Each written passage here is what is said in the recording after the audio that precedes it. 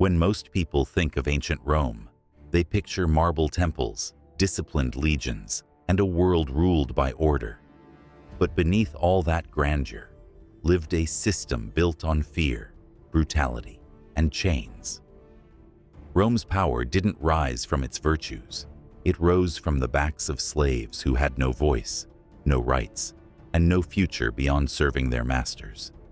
And somewhere in that vast machine stood one man, a man Rome believed it had completely broken. Spartacus wasn't born a rebel. He was born a soldier, strong, disciplined, and fiercely loyal.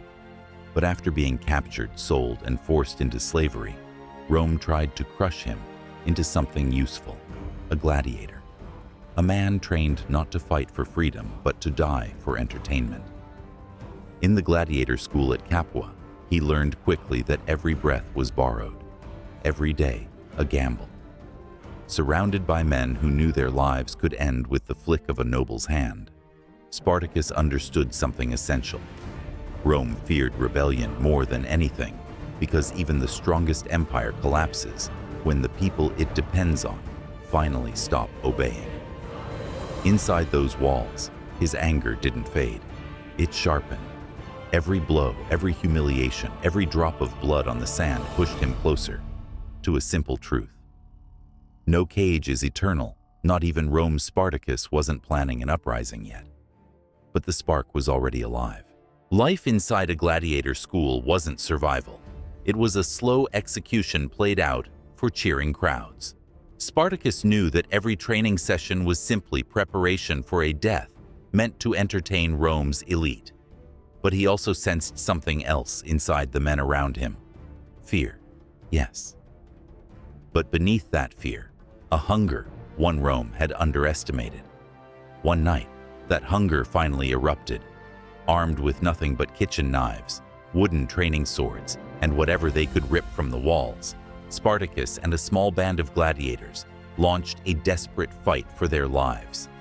They didn't have a strategy. They didn't have supplies. What they did have was the one thing their Roman masters had always denied them: the will to be free. They overpowered the guards, stormed out of the school, and vanished into the darkness beyond Capua.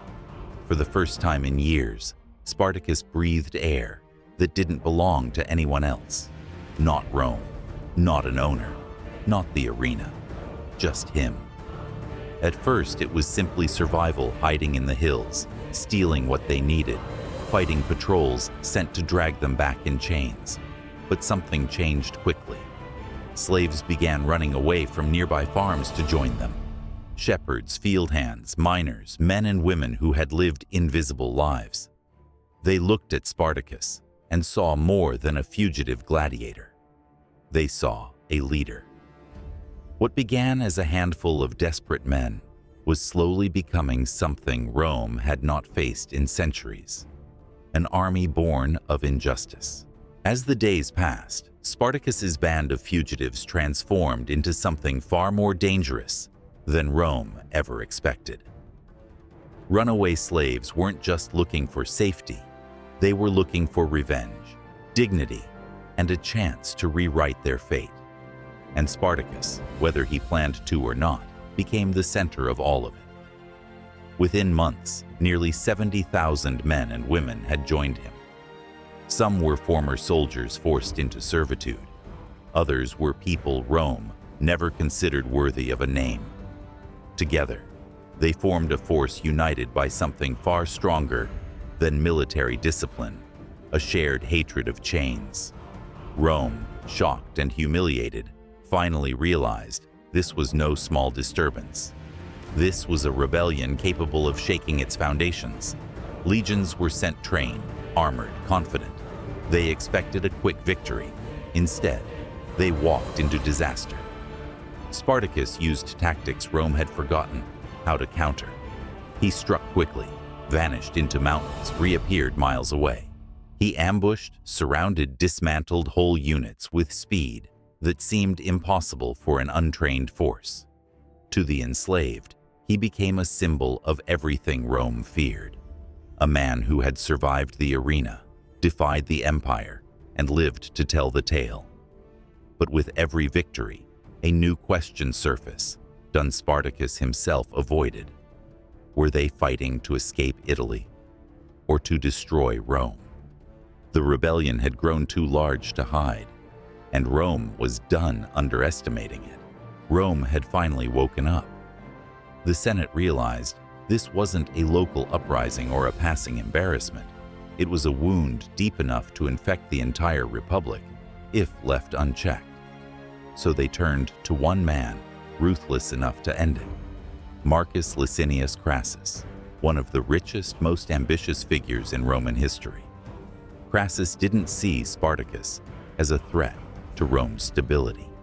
He saw him as a threat to his own legacy, and that made him far more dangerous. He rebuilt discipline in his legions the only way he knew how, through fear. Punishments were brutal, executions public, and every soldier understood. Failure was not an option. Spartacus, on the other hand, faced a different kind of battle. His army was massive, but it wasn't unified. Some wanted to flee Italy. Some wanted to burn Rome to the ground. Others simply wanted revenge for years of humiliation. For the first time, cracks began to show.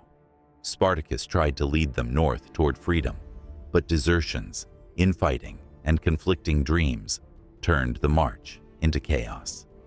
And Crassus followed closely, tightening the noose day by day. The two forces finally clashed in a series of brutal encounters. Battles fought in mud, in forests, and across fields soaked with the blood of men who had once been forgotten by history. Spartacus still fought like a man who refused to die on anyone's terms but his own. But every victory cost him dearly. Every step forward was met with the realization that Rome would never allow this rebellion to simply fade away. The storm he had unleashed was now closing in around him. By the final year of the rebellion, Spartacus understood the truth he had tried so long to outrun. Rome would never let them go. Not him, not his followers, not the dream they carried. Surrounded by Crassus's legions, hemmed in by traps, trenches, and walls of sharpened stakes, the rebellion had nowhere left to run. But Spartacus wasn't a man built for surrender. He gathered his remaining fighters' men who had once been slaves, criminals, farmers, and gladiators, and prepared them for one last stand. Witnesses later said he fought like someone trying to carve a path through fate itself. He charged straight toward Crassus, cutting through ranks of armored soldiers, refusing to let the world decide how his story should end. Even when wounded, he kept fighting, surrounded by the men who refused to abandon him. No one knows the exact moment Spartacus fell. Rome never found his body. Some say he died on the front line, blade still dripping with Roman blood. Others say he fought until the very end, swallowed by the chaos of battle. What we do know is what came after.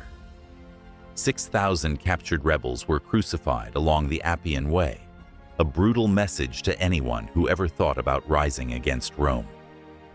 For nearly 200 kilometers, the road became a forest of crosses, swaying in the wind. A reminder that Rome's mercy was a myth, but Spartacus's story refused to die with him. He didn't free a nation. He didn't overthrow an empire. He didn't walk away victorious. Yet, he became something far more powerful, a symbol that even the mightiest empire cannot crush the will of people who refuse to live on their knees. Spartacus may have fallen on Roman soil, but his defiance still echoes across history, an eternal reminder that freedom, once awakened, is impossible to silence.